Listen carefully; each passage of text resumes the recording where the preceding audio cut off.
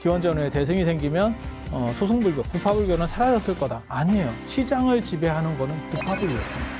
후발로 출발한 대승 입장에서는 저 부파를 씹으면서 잠식을 해야 되는데 부파의 세력들이 생각보다 견고해요. 그래서 그걸 시장을 뺏어 오지를 못하겠는 거야. 그러니까 어떤 식의 일을 합니까? 밖으로 나가야죠. 밖으로 나와야죠. 그러다가 얻어 걸린 게 중국이에요. 네, 점점 어려워져요. 그렇게 해서 이게 또 어려워지면 또 어떤 요구가 나오냐면 부처님이 저렇게 어렵게 얘기했냐? 쉽게. 이렇게 떨어뜨리는 게 이게 밀봉입니다. 무역노트가 차는데면 누가 타격을 받을 것 같아요? 불교가 타격을 받는 거예요. 불교가. 그래서 불교가 타격을 받으니까 어떤 일이 벌어져요? 자본이 떨어져. 그러니까 자꾸 이쪽 걸 끌어당기는 거예요. 그러니까 어떤 일이 벌어져요? 주술성이 강력한 거죠. 점점 영역을 넓혀가는 거죠. 합리성보다. 그래서 무슨 일이 벌어지겠어요? 나중에 밀교 쪽이 훨씬 강력한 세력으로 등장을 하고 소승하고 대승이 밀교로 다 빨려 들어가는 거예요.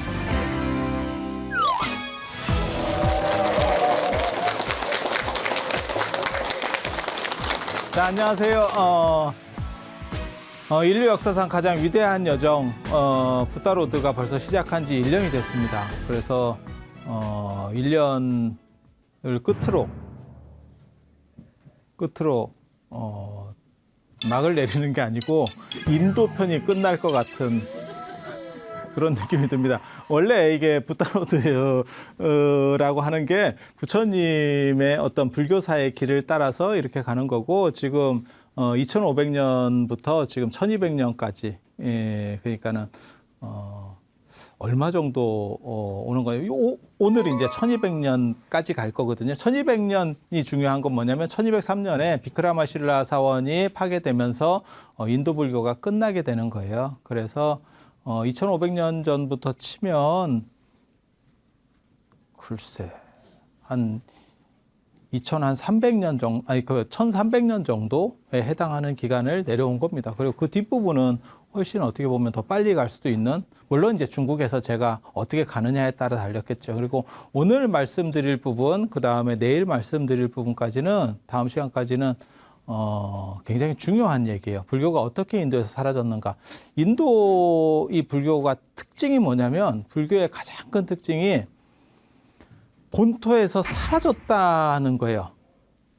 그러니까 인도 문화권이라고 할 수 있는 동남아시아나 아니면 서남아시아 쪽, 그러니까 뭐 스리랑카나 태국, 미얀마, 라오스, 캄보디아 같은 데 불교가 있고, 그 다음에 동북아시아, 중국, 우리나라, 그 다음에 일본, 뭐 베트남, 뭐 이런 데 다 불교가 있는데도 불구하고 실제로 본토에서 사라지게 되는, 그건 굉장히 특이한 문제거든요. 그래서 특히 동남아시아 같은 경우는 인도 문화권이에요. 전형적인 인도 문화권이거든요. 그렇다 보니까 인도적인 부분을 가지고도 충분히 먹힐 수 있어요. 하지만 동아시아에서 먹힌다는 거는 굉장히 특이한 겁니다. 특히 나중에 이제 중국 얘기할 때 다시 해드리겠지만 중국을 문화의 용광로라고 하거든요. 그래서 중국에 들어와서는 모든 외래 문화는 사라집니다. 용광로에 들어가면 다 녹아 없어지듯이 전부 사라지고 유일하게 두 가지만 성공했다라고 얘기가 되거든요. 그게 하나가 불교고 하나가 공산주의예요. 근데 공산주의는 아직 들어온 지가 얼마 안 돼서 중국 역사가 워낙 길기 때문에 지금 이런 식으로다가 흐지부지 하다가 나중에 없어지게 되면 점을 못 찍고 끝납니다. 근데 불교는 실제로 엄청난 역할들을 했고 실제로 한 1000년 정도는 지배 이데올로기, 중심 사상이었어요. 그래서 어떻게 이렇게 될 수가 있었을까에 대한 거죠. 그래서 남의 집 안방을 뺏고 자기 집 안방은 뺏기고, 그리고 또 이 문제 때문에 무슨 일이 벌어지냐면 종갓집이 없는 거예요. 인도에 불교가 사라졌기 때문에 종갓집이 없는 거예요. 그러니까 지차들이, 장남이 없으니까 지차들이 전부 자기가 종가래. 종가래. 그래서 남방불교에서는 남방불교가 종가래. 티베트 불교는 티베트 불교가 종가래. 중국 불교는 중국 불교가 종가래요. 굉장히 재밌는 거죠. 원래 장남이 살았으면 이건 깜도 안 되는 원래대로 하면 그런 건데 종손이 죽어버리니까 다 이제 밑에 있다가 제가 아닐까요? 다음은 저 아닙니까? 이렇게 지금 나오는 상황들이거든요. 그런데 그냥 까놓고 얘기하면 진짜 정통은 인도에 있었겠죠. 인도에 있었겠죠. 그래서 이분들은 또 왜 이런 주장들을 하게 되는지에 대한 이야기들도 조금씩 해드릴 거예요. 그래서 굉장히 특이한 전환기적인 부분들을 지금 다루게 될 겁니다. 그래서 이와 관련해서 먼저 지금 언급해 드려야 될 게 왜 힌두교는 사라지지 않고 불교만 사라졌느냐에 대한 것도 얘기를 해야 돼요. 흔히 불교가 인도에서 사라지게 되는 거를 이슬람이 침략해서 그렇대요. 그리고 인도의 마지막 왕조는 영국 지배 이전에 마지막 왕조는 무굴 제국입니다. 그 이슬람 왕조입니다. 이슬람 왕조. 그러면 하나가 사라질 거면 불교가 사라질 거면 힌두교도 사라져야 되는 거 아니에요? 근데 힌두교가 지금 아시는지 모르겠는데 세계 종교 인구 비율로는 불교보다 많습니다. 9억이에요. 9억. 그리고 인도가 많이 줄어들었습니다. 중국도 많이 줄어들었고요. 국토가 중국이 근세에 들어가지고 많이 줄어들었습니다. 영토가. 그래서 아시는지 모르겠는데 우리나라가 원래는 중국하고 다 국경이 있었지 러시아 국경 없었습니다. 근데 최근에 러시아한테 다 뺏긴 거죠. 그래서 아니죠. 북한 얘기하는 거예요. 북한 쪽에 가면 러시아랑 국경을 대고 있죠. 그래서 중국도 많이 뺏겼고 인도도 많이 뺏겼어요. 그리고 인도는 이제 독립도 나중에 했었죠. 그게 뭐냐면 인도가 마지막에 독립할 때, 영국으로 독립할 때 힌두들이 이슬람을 밀어낸 거죠. 그래서 이슬람이 이쪽으로 가서 저기 파키스탄, 이쪽에 방글라데시. 파키스탄도 1억이 넘는 나라입니다. 그러니까 이슬람들을 다 밀어붙여서, 그러니까 저쪽은 이슬람의 농도가 굉장히 짙은 나라. 이게 이슬람의 천국이라는 뜻입니다. 그래서 여기 이슬람, 이쪽에 동쪽에 동파키스탄이라고 하는 게 방글라데시인데 이쪽에도 이슬람. 그렇게 해서 다 밀어냈는데도 여기에도 아직도 이슬람이 많이 남아 있어요. 그렇게밖에 될 수 없는 이유는 아까도 얘기했지만 맨 마지막 왕조가 이슬람 왕조였으니까. 우리식으로 말하면 조선이 이슬람 왕조였던 거예요. 그러면 여기 이슬람이 많이 있었겠죠. 그렇지 않겠어요? 그렇게 당연히. 그래서 인도는 이런 데가 떨어져 나갔는데도 덩치가 이렇게 큰 거예요. 몇 나라가 떨어져 나갑니다. 그런데도 덩치가 큰 거예요. 인도 자체도 워낙 크니까. 그리고 거기에 대부분은 힌두교죠. 만약에 아니 불교가 이슬람의 침략으로 없어졌다면 힌두교도 골로 가야 되는 거 아닙니까? 아니 그냥 생각을 해보면 왜 힌두는 건재한데 불교만 이렇게 포 뜨듯이 날아갔을까요? 굉장히 재밌잖아요. 그래서 그런 문제에 대해서 생각을 한번 해봐야 돼요. 그리고 조선도 불교에 대해서 굉장히 심하게 했습니다. 나중에 이제 한국 쪽으로 붓다로드가 계속 그때까지 프로가 안 없어지면 조선까지 오면 또 얘기를 해드릴 거예요. 근데 조선도 굉장히 심하게 했거든요. 그런데도 지금도 한 20% 정도가 불교 인구가 나와요. 600년을 한 거예요. 조선시대 때 거의 600년 가까이를 한 거예요. 그런데도 불교 인구가 이렇게 많이 남아있는데 이슬람은 조선보다 더 심하게 했나? 그리고 그랬으면 왜 힌두는 건재하지? 라고 하는 문제에 대해서 생각을 해봐야 돼요. 그래서 제가 늘상 얘기하는 거 있습니다. 종교는 무력으로 없어지지 않습니다. 무력으로 없어지지 않습니다. 그렇게 생각하는 건 너무 단순하게 생각하는 거예요. 너무 단순하게 생각하는 거예요. 지금 이슬람도 마찬가지입니다. 지금 이슬람을 깨트리기 위해서 서구에서 아주 많은 작업들을 했어요. 근데 이슬람 문명권이 견고하게 유지되죠. 지금 중동이라고 하는 게 끄떡없어요. 끄떡없어요. 물론 거기도 세력이 많이 줄었죠. 세력이 많이 줄어들긴 했지만 실제로 뭐 그게 큰 문제는 없습니다. 그래서 무력 가지고는 그게 한계가 있습니다. 그래서 제가 그런 얘기 하잖아요. 인도도 영국 지배를 받았고 200년이나 지배를 받았고 인도 차이나 반도 쪽, 뭐 스리랑카나 안 그러면 뭐 동남아시아가 다 대부분 프랑스 아니면 스리랑카 같은 경우 영국 지배 받았고 다 100년 훨씬 넘게 받았고 그렇지만 거기에 기독교가 있느냐? 없죠. 그 문화권의 장벽을 못 넘어서 그럼 그 사람들은 양반이라서 저런 걸 안 건드렸어요? 아니에요. 똑같이 건드렸어요. 건드렸는데도 그게 문화권의 장벽에 의해서 튕겨져 나간 거예요. 튕겨져 나가는 거예요. 그런데 왜 인도에서 불교만 저렇게 사라졌느냐에 대한 거는 굉장한 미스터리입니다. 그리고 거기에 대해서 제가 오늘 얘기를 해드릴 거예요. 이런 얘기는 딴 데 가서 못 듣습니다. 딴 데 가서 못 듣습니다. 저도 이것 때문에 고민이 굉장히 많았어요. 가장 단순하게 늘상 그렇게 나와요. 모든 인도 불교 사체에 그렇게 나와요. 이슬람의 침략으로. 그러니까 이슬람이 쉽게 말해서 공격해서 쳐들어왔기 때문에 망했다. 근데 너무 그건 단순한 얘기예요. 그러면 조선에서 왜 불교는 안 없어졌냐? 똑같은 얘기가 돼도 될 수 있는 거예요. 그래서 거기에 또 무언가의 생각을 해봐야 될 그런 부분들이 존재합니다. 그게 이제 저 같은 경우는 내후회한을 겪다가 안에서 문제가 생겼다라고 말하는 거거든요. 안에서 문제가 생겼다. 그래서 그런 이야기들을 좀 해드릴 거예요. 그래서 힌두교는 지금 현재 13억 인구 중에서 9억이 힌두교고 단일 종교 중에서는 제일 큽니다. 단일 종교 중에서 제일 큽니다. 그렇지만 불교보다도 종교 인구가 더 많아요. 개신교보다는 훨씬 많고요. 당연히 개신교보다 훨씬 많고 단일 종교로 가장 많은 건 이슬람입니다. 그리고 두 번째가 천주교고요. 그리고 저 정도면 세 번째 아니면 천주교랑 거의 비슷한 정도까지 올라갈 겁니다. 그 정도로 강해요. 그런데 힌두교를 세계 종교라고 하진 않아요. 그거는 인도 문화권 안에만 존재하기 때문에 그래요. 그러니까 인도에 거의 다 밀집돼 있고 인도 차이나 반도 쪽에도 좀 있어요. 하지만 그건 인도 문화권에만 있지 세계 곳곳에서 발견되는 보편 종교가 아니기 때문에 세계 종교라고까지는 말하지 않습니다. 그래서 그런 차이점이 있다라는 것을 알아두시고 불교와 힌두교의 차이점에 대해서 이해를 해야 돼요. 이걸 이해를 해야 불교는 없어졌는데 힌두교는 살아있느냐에 대한 이야기가 되거든요. 그래서 불교와 힌두교의 가장 큰 특징은 이게 결혼합니다. 이게 독신. 불교는 다 독신인가요? 아닌 쪽도 있죠.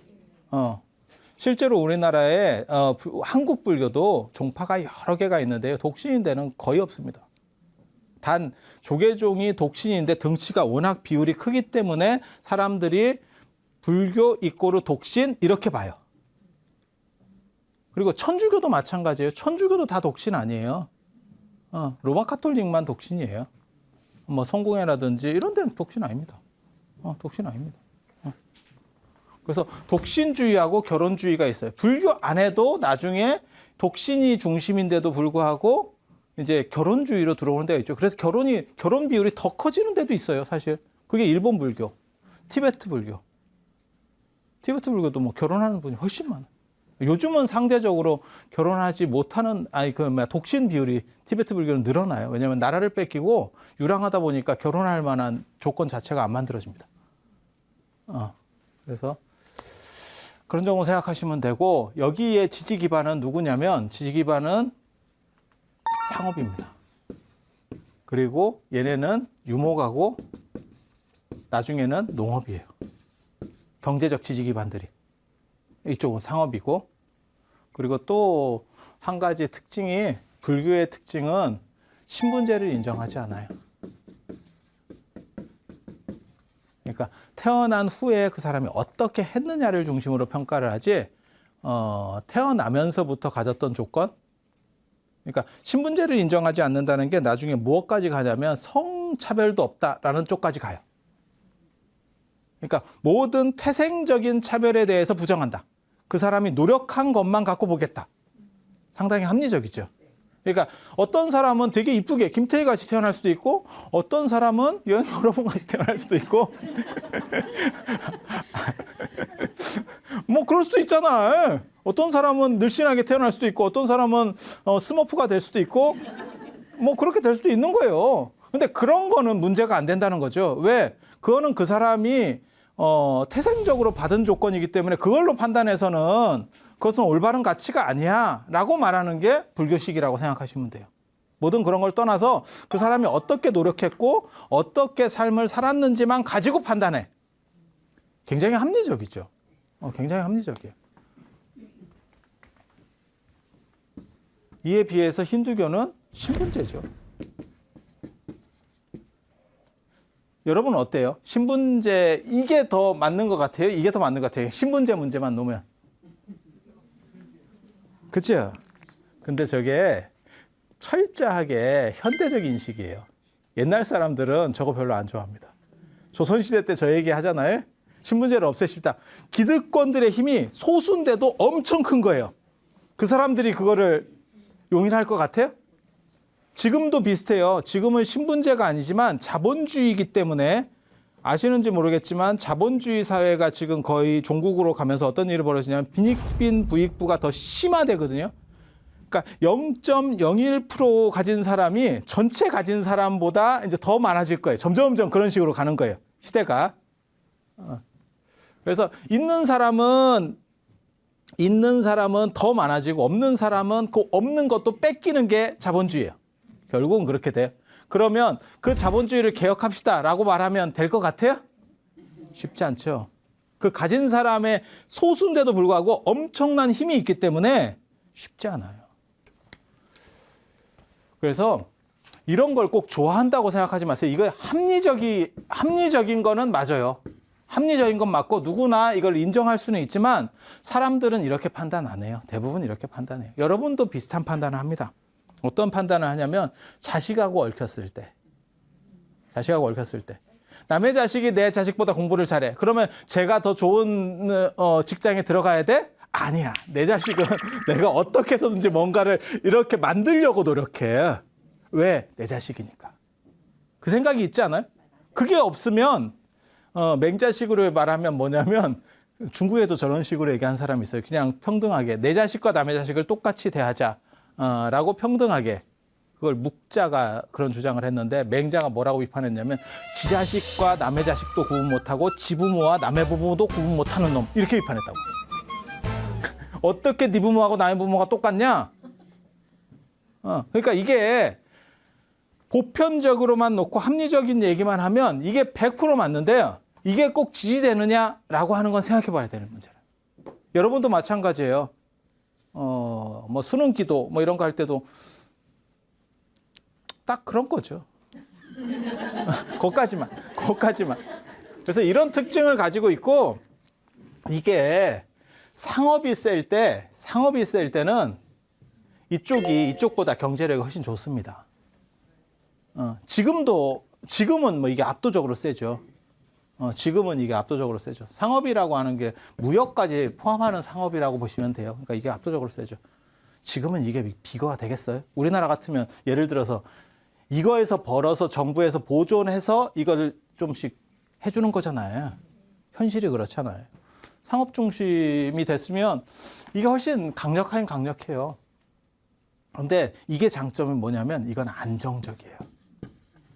이거 경기 탑니다. 훅 갑니다. 그리고 사람이 이거 좋아하는 사람이 있고 이거 좋아하는 이거는 상황마다 달라요. 여러분 세대만 해도 이 세대였었어요. 결혼은 무조건 해야 된다. 그리고 결혼 못하고 죽으면 원기가 돼요. 그게 처녀 귀신, 총각 귀신, 몽달 귀신이 총각 귀신이잖아요. 근데 여러분이 결혼을 해보시니까 그게 그렇게 하늘 풀 정도로 좋은 거든가요? 여러분이 만약에 그게 너무 좋았으면 자녀분에게 무조건 결혼하라 했을 거야. 근데 우리나라 사람들이 지금 독신 비율이 지금 1인 가구가 3분의 1이거든요. 우리나라 전체 가구 수의 3분의 1이니까 그 1인 가구 때문에 집값이 안 떨어지는 겁니다. 정확하게 말하면 1인 가구가 다 붙어 살아버리면 집값이 폭락할 거예요. 부동산 경기가 폭락할 거예요. 그런데 1인 가구 비율이 늘어나니까. 그리고 선진국화 될수록 혼자서 쓰는 면적 자체가 점점 넓어져요. 그건 여러분이 한번 생각해 보세요. 여러분 어렸을 때는 한 방에 오골오골 살다가 지금은 혼자서 방을 2개씩도 쓰고 아니 그렇게 쓴다니까요. 가만히 생각해 보세요. 그리고 잘 사는 사람일수록 그 공간 면적이 점점 넓어져요. 잘 사는 집일수록 그렇게 돼. 그래서 뭐 옷방이 따로 있고 뭐가 따로 있고 옛날에는 다 하나잖아요. 전체를 하나로 놓고 쓰고 했었잖아요. 그리고 이것만 그렇게 되는 게 아니고 식기나 이런 것도 마찬가지예요. 식기도 하나로 다 먹는 게 문화적으로 떨어지는 거예요. 그래서 비싼 집에 가면 식기가 점점 많죠. 그러니까 포크도 더 많고, 야, 이걸 어느 순서로 써야 되지? 이제 이렇게 생각할 정도가 되면 그건 비싼 집이에요. 그래서 이게 발전할수록 더 세분하게 분화되는 거예요. 분화되는 거예요. 그래서 이 결혼이라고 하는 게 필수적인 사회도 있고, 특히 농업에서는 필수적입니다. 그래서 우리도 무슨 속담이 있었냐면, 지 먹을 건 가지고 태어난다. 그리고 이게 농번기에 들면 어린애 손도 빌린다. 뭐 이런 얘기들이 있었어요. 못줄이라도 잡고 뭐 이렇게 하던 그런 시절들이 있었거든요. 근데 지금 상업이 중심이 되면서 뭐가 되냐면 독신이라고 하는 것들이 충분한 지금은 힘을 많이 얻고 있죠. 그리고 여러분도 막상 해보니까 거기에 들어가는 시간도 만만치가 않죠. 그러니까 지금 여러분 자녀분들이 왜 결혼을 안 하냐면 여러 가지 이유들이 있어요. 뭐 경제적인 이유도 있고 한데 그 중에 하나가 뭐냐면 굳이 관계를 안 맺어도 돼야 될 사람까지도 관계를 다 맺어야 되는 게 너무 힘들다는 거예요. 그러니까 여러분에게 얘기하면 여러분 입장에서 얘기하면 시자 들어가는 분들이죠. 그러니까 그 사람들이 괴롭히고 뭘 해서가 아니고 그냥 관계 맺기가 싫대요. 제가 전에 그런 얘기 안 해드렸나요? 저는 그런 배달 어플, 요기요, 뭐 배달의 민족 이런 게 그렇게 성공할 줄 몰랐다고. 그러니까 그 음식 하나만 주문하는 것도 귀찮아요. 모르는 사람과 대화하기도 싫은 거예요. 그 몇십 초밖에 짜장면 2그릇이요. 이게 말하기가 싫은 세상인 거예요. 그래서 거기다가 문자로다가 하는 어플로다가 하는 시절이 된 거예요. 그런데 내가 결혼함으로 인해서 한 사람을 내가 좋아하는데 그 사람과 관련된 이만큼의 사람들을 알아가야 되는 거지. 그리고 그 사람들의 경조사를 챙겨야 되고 그다음에 그 일들로 관련해서 많은 것들이 생기는데 감당하기가 너무 힘든 거죠. 그래서 이런 문제들이 있는 거예요. 그러다 보니까 지금 독신에 대한 선호라는 게 문화적으로 나타나. 이게 바람직하다, 이게 바람직하다고 말하는 건 아니에요. 지금 왜 바뀌었나를 말해주는 거예요. 그러니까 배달 어플이 움직이는 배달하는 그 짧은 시간에도 음식을 주문하는 그 짧은 시간에도 말하기 싫은 타인과 말하기 싫은 사람이 집안 대 집안의 결혼을 하고 싶겠냐고. 그러면 문제가 생기겠죠. 딱 그냥 생각해 봐도. 그리고 뭘 하고 싶은 거냐면 자기 개발이죠. 자기 개발과 행복이라고 하는 걸 추구하는 거예요. 근데 보통 저도 그런 얘기를 합니다. 저한테 사람들이 제일 많이 물어보는 것 중에 하나가 선생님들이 제일 많이 물어보는 게 대학교 선생님들이 뭐 물어보냐면 당신은 시간을 어떻게 쓰는데 그렇게 많은 실적들을 만들어내느냐, 결과물을 만들어낼 수 있느냐. 그때 제가 하는 말 딱 한 가지예요. 나는 2가지에서 너네보다 훨씬 더 오래 산다. 하나는 결혼을 안 했기 때문에 가족관계에 들어가는 시간이 굉장히 적다. 굉장히 적다. 동의하시죠? 여러분도 만약에 가족관계를 안 한다고 생각을 해봐. 거기에 투자되는 시간만 생각을 해봐. 그리고 또 한 가지 뭐냐면 오다고 머리에 신경을 안 쓴다.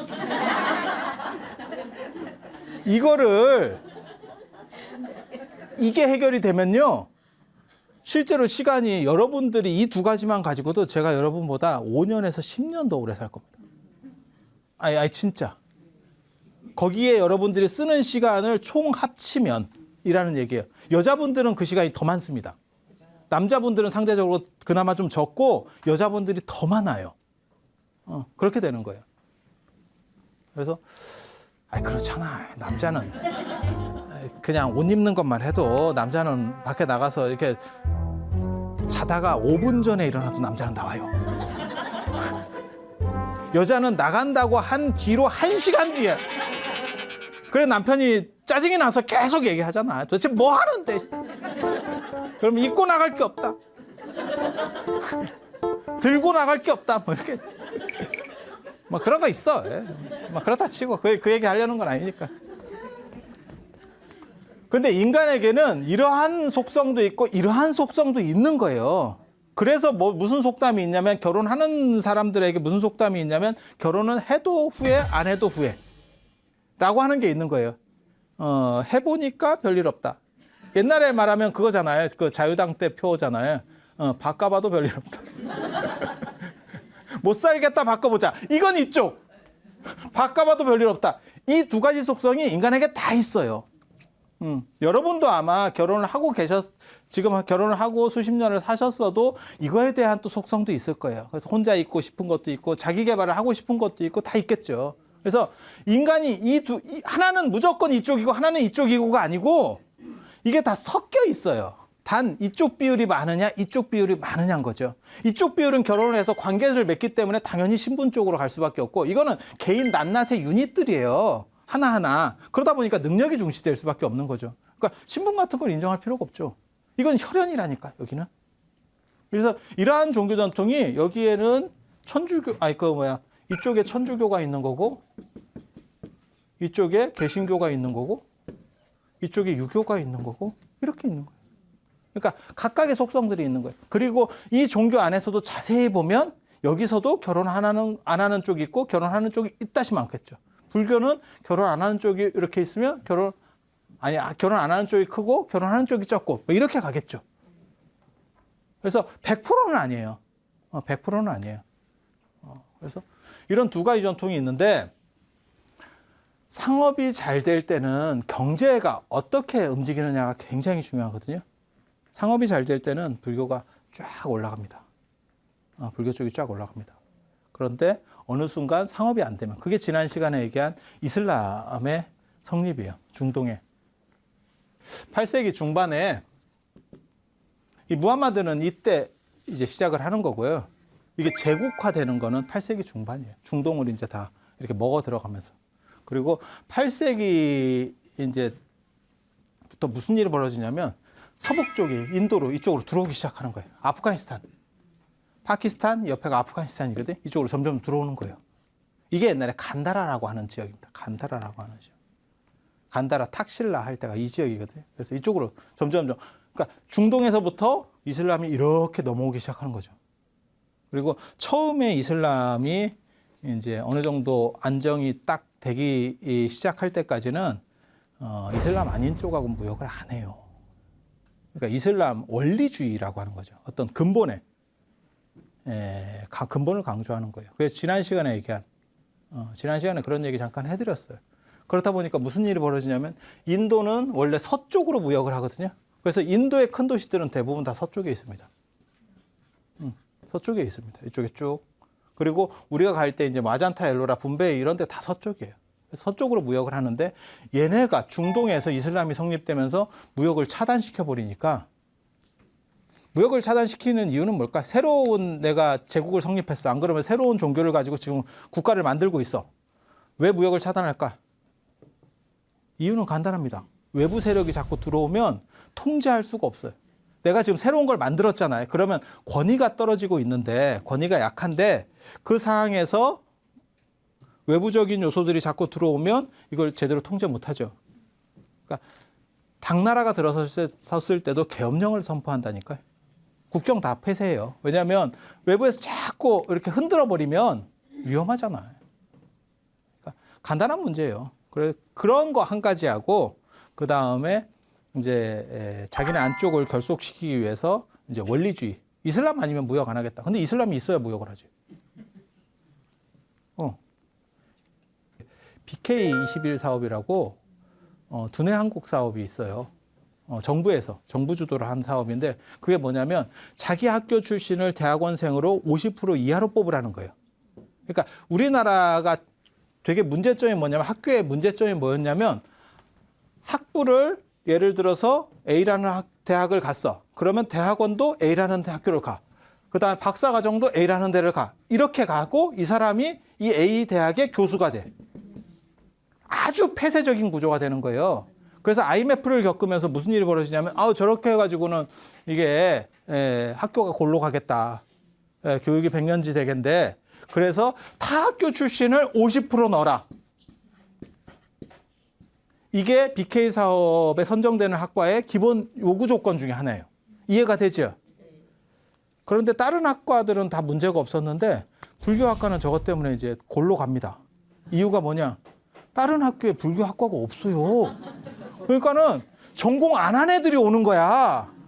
그러니까 선생이 기본을 깔고 대학원생인데 뭘 가르칠 수가 없어요. 그러니까 대학원생인데 학부보다 수준이 떨어져. 왜? 50%가 전혀 타전공자들이 온 거야. 그러니까 예를 들어서 저거의 취지는 뭐냐면 학교만 바꿔서 같은 전공으로 오라는 얘기예요. 그러니까 여기 철학과야. 그러면 A라는 학교에도 철학과가 있고 B라는 학교에도 철학과가 있고 C라는 학교, 얘네들이 오면 되는 거야.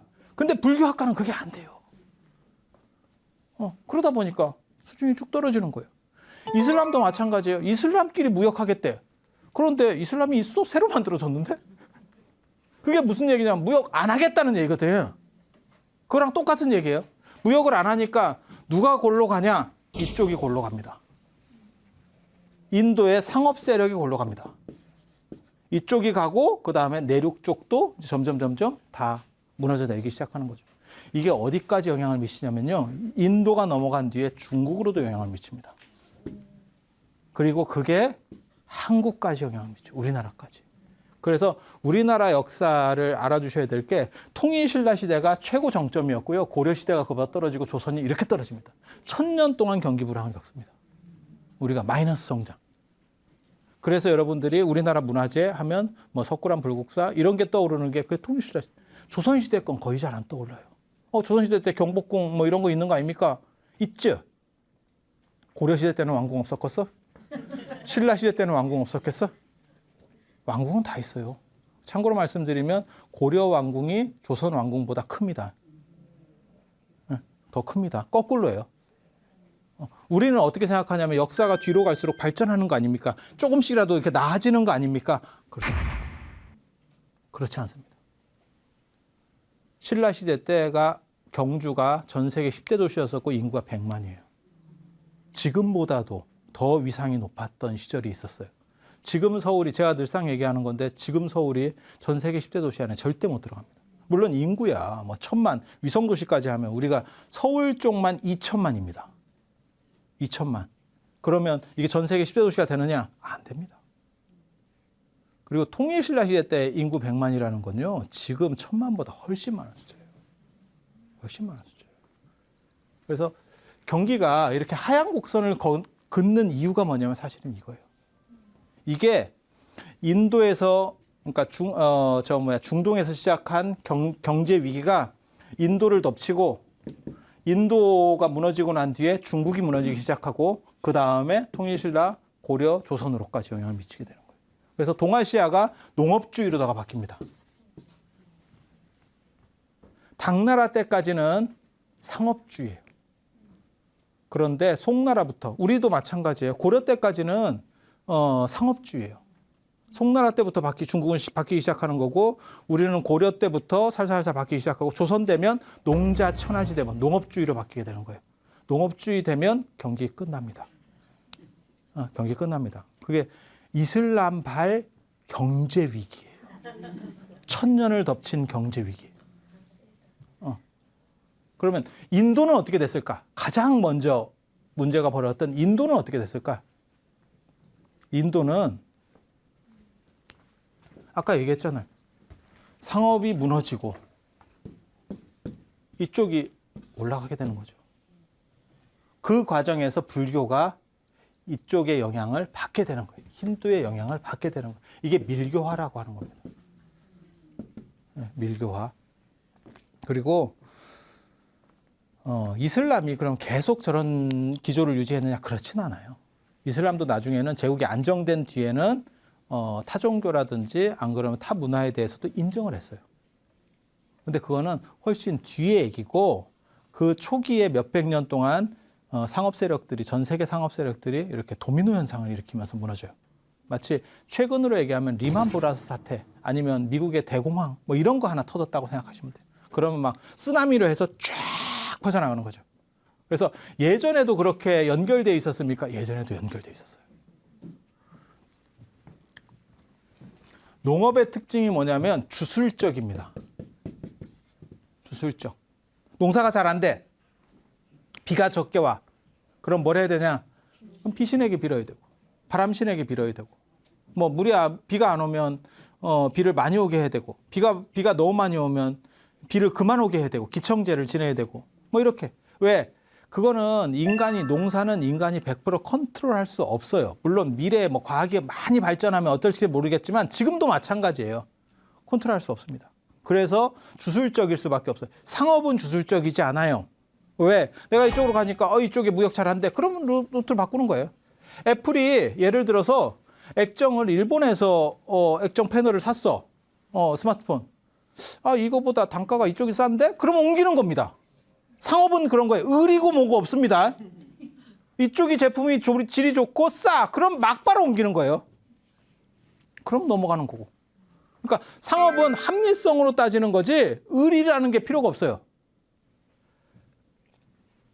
그에 비해서 농업이라고 하는 거는 반은 하늘만 쳐다보고 있을 수밖에 없는 그런 숙명적인 게 있어요. 그게 주술성입니다. 그래서 제사를 지내고 뭐 신에게 어떻게 하고 이런 속성이 강하고 그게 나중에 불교로 들어오는 게 밀교화예요. 그래서 제가 지난 시간에 그렇게 말씀드렸어요. 부파불교, 쉽게 말해 소승불교, 그리고 대승불교.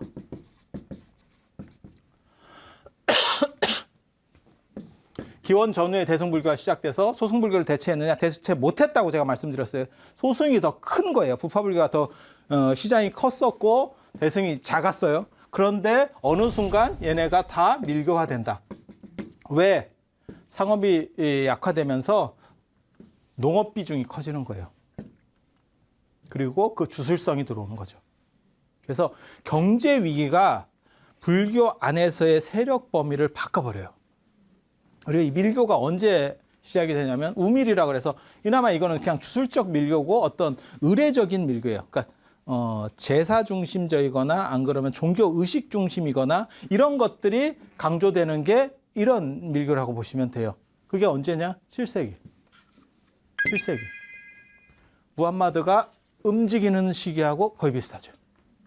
무함마드가 움직이는 시기가 비슷해요. 그러니까 살살살 변해가기 시작하는 거고, 그러니까 상업의 비중이 점점 낮아진다고 생각하시면 돼요. 그러니까 안 되니까 뭐 하냐면 농업 쪽으로다가 다 하고 있는 거예요, 불교가. 그 다음에 8세기가 되면 8세기에 지금 이슬람 왕조가 시작돼서 인도 보세요. 인도의 이슬람 왕조가 살살 시작돼서 10세기에 들어가면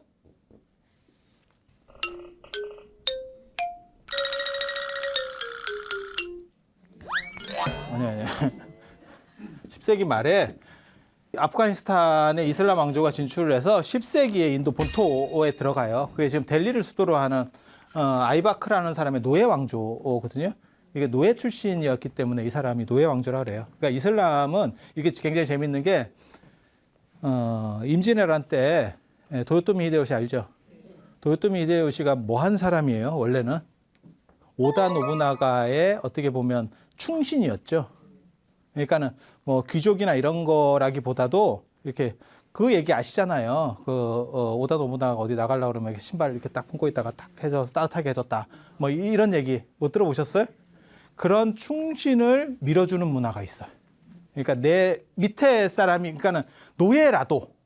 그래서 이 사람이 이제 이슬람에서는 이 사람이 클 수 있었던 게 노예라도 똑똑하면 권력을 줘버리는 거예요. 이해가 됩니까? 그러니까 내 가신, 그러니까 자식보다 가신 중심인 거예요. 이런 거는 유목문화에서 나타나는 현상입니다. 농경문화에는 절대 없어요. 농경문화는 아무리 가신이 똑똑해도 결국 물려줄 때는 자식한테 물려줍니다. 혈통. 그런 얘기 못 들어보셨어요? 그러니까 뭐 유럽이나 뭐 미국에서는 큰 기업을 자식에게 상속하는 경우가 없어요. 주식만 주고 걔가 부자인 건 맞아. 하지만 경영권이나 이런 것들은 전부 다 차단되죠. 근데 우리는 주식 플러스 경영권까지 다 주는 거죠. 그래서 재벌이라고 하는 게 전 세계에서 아주 특징적인 문화고 그게 전 세계 용어에 등록이 돼 있는 거예요.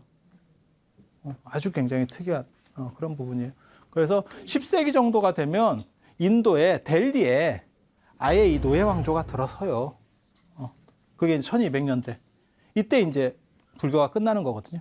불교가 끝나는 시점이에요. 그래서 이슬람이 본격적으로 쳐들어올 때 인도 쪽으로 넘어올 때 그때 좌밀이라는 게 유행을 해요. 좌밀은 뭐냐면요. 성역 숭배 이게 그냥 얘기하기 좀 그래서 그냥 이렇게 써놓은 거예요.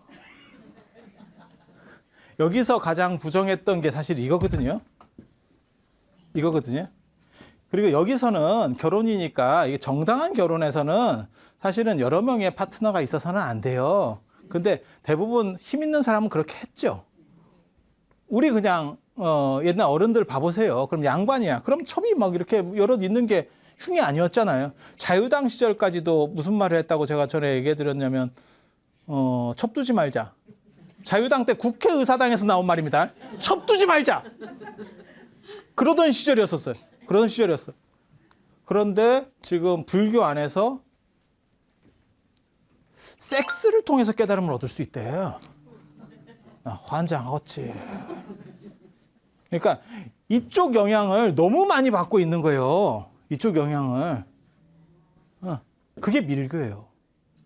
그래서 밀교는 의례적이고 의식적이고 주술적이고 이 섹스에 대한 긍정성까지도 존재해요. 그래서 티베트 불교 같은 경우는 이제 결혼하는 대처성 불교가 많아질 수 있었던 이유 중에 하나도 거기엔 지역적 특징도 있는데 나중에 잠깐 뭐 그런 얘기도 해드릴 거예요. 지역적 특징도 있지만 저 밀교적 특징도 있는 거예요. 벌써 인도 불교가 끝나기 전에 인도는 밀교화되면서 그러니까는 인도 불교는 밀교화되면서 이미 힌두교 쪽으로 바뀌어 있었던 거예요. 힌두교 쪽으로 바뀌어 있었고 결혼 중심 그러니까 뭐 결혼까지는 아니더라도 성적인 부분까지도 이게 독신주의가 특징인데 여기서 성적인 부분이 들어가면 여기랑 변별성이 없어요. 그러니까 모든 게 변별력이 없어져요. 나중에는. 그럼 변별력이 없어지면 어떻게 되냐. 그러니까 티베트 불교도 한번 생각해 보세요. 우리 생각할 때는 신분제를 부정하는 게 불교거든요. 티베트 불교는 달라이라마가 다시 환생한다니까. 야, 이거 또 다른 신분제가 나오는구나. 뭔가 생각이 다르구나. 이게 불교의 일반 코드하고는 또 다른 코드가 존재하는구나. 밑에 코드라고 생각하시면 돼요. 그러니까 이 두 가지만 사실 구분할 줄 알면 거의 개통이 머릿속에 쫙 잡힙니다. 그리고 이 두 흐름은 인류 역사상 언제나 대립하던 흐름이에요. 대립하던 흐름이에요. 그래서 불교가 사라지게 되는 가장 근본적인 이유는 내적인 힌두화라고 하는 거예요. 그리고 왜 힌두화 된다고 그럼 불교가 없어지느냐? 그렇진 않아요. 그렇지만 약화되죠. 그 약화되는 이야기를 제가 다음 시간에 이어서 해드릴 거예요. 지금 여기에는 스토리들이 굉장히 많아서 뭐 쉽게 끝낼 수 없기 때문에 제가 다음 시간에 이어서 또 해드리고 그 다음 시간에 또 불교가 어떻게 끝나는지에 대한 이야기들을 계속 이어나가도록 하겠습니다. 그럼 오늘은 이상 마치고 다음에 또 뵐 수 있도록 그렇게 하겠습니다. 예, 감사합니다.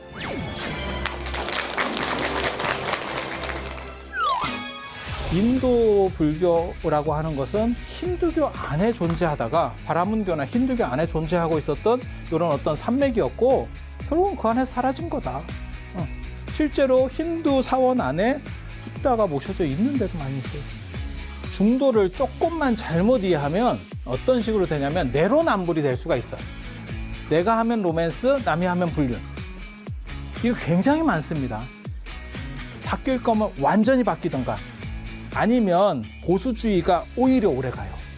어정쩡하게 바뀌는 집단이 제일 훅 갑니다. 그러니까 아예 리드하면서 변화를 리드할 수 있는 집단이거나 아예 꼴통이거나 둘 중에 하나가 오래갑니다.